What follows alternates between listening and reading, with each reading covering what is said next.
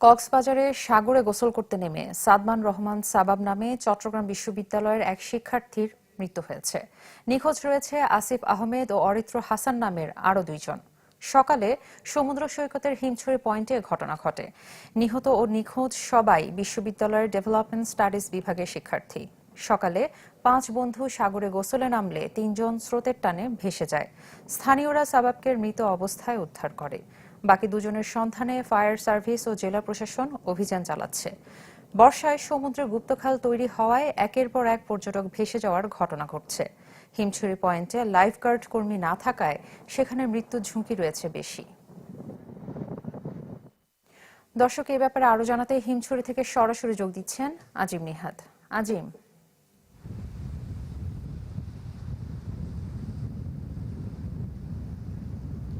যে দুজন পর্যটক এখনো নিখোঁজ রয়েছে তাদের এখনো খোঁজ পাওয়া যায়নি। ইতিমধ্যে আমরা যেটি দেখতে পাচ্ছি যে কলাতলির যে বিচ রয়েছে কক্সবাজার সমুদ্র সৈকতে, সেই কলাতলি বিচ থেকে একটি জেটস্কি নিয়ে আসা হয়েছে এবং যারা ডুবুরিতে ডুবুরি হিসেবে মোটামুটি এক্সপার্ট তাদেরকে নিয়ে আসা হয়েছে। তারা চেষ্টা করছেন যাতে খোঁজ পাওয়া যায়। ইতিমধ্যে আমরা যেটি দেখেছি সকাল থেকে ফায়ার সার্ভিসের কর্মীরাও চেষ্টা করছেন। তবে এখানে বলে রাখা ভালো যে কক্সবাজারে ফায়ার সার্ভিস অথবা জেলা প্রশাসনের কোনো শাখায় আসলে ডুবুরি নেই।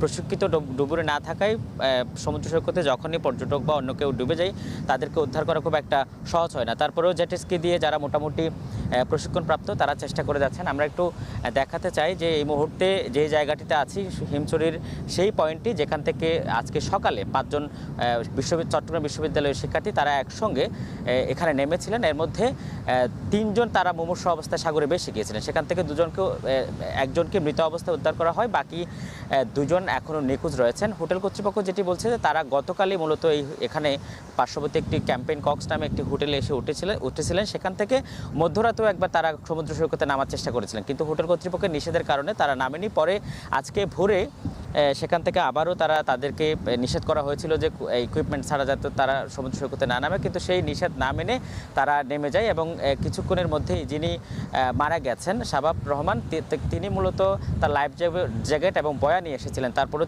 তাকে রক্ষা করা যায়নি এবং যে 2 জন পর্যটক এখন নিখোঁজ রয়েছে তাদেরকে বিভিন্ন পয়েন্টে ইতিমধ্যে খোঁজা হয়েছে এবং যেখান থেকে তারা হারিয়ে গেছেন এবং যেখানে তারা নিখোঁজ হয়েছেন সেখানে বর্তমানে খোঁজা হচ্ছে এবং লাইফগার্ডের কর্মীরাও চেষ্টা করে যাচ্ছেন। জেলা প্রশাসনের বিচ কর্মীদের যে টিম রয়েছে তারাও চেষ্টা করছেন। আসলে টুরিস্ট পুলিশ, কোস্টগার্ড থেকে শুরু করে সকলেই চেষ্টা করছেন যাতে করে তাদেরকে দ্রুত সময়ে উদ্ধার করা যায়, কিন্তু এখনও পর্যন্ত তাদের খোঁজ মেলেনি। এ ছিল। আজিম, আপনাকে ধন্যবাদ।